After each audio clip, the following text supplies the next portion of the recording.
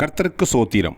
இன்றைய வேதவசனம் யோவான் எழுதின சுவிசேஷம் 1ஆம் அதிகாரம் 16ஆம் வசனம்.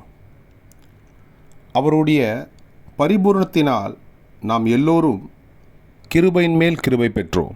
ஆமென். யோவான் எழுதின சுவிசேஷம் 1ஆம் அதிகாரம் 16ஆம் வசனம்.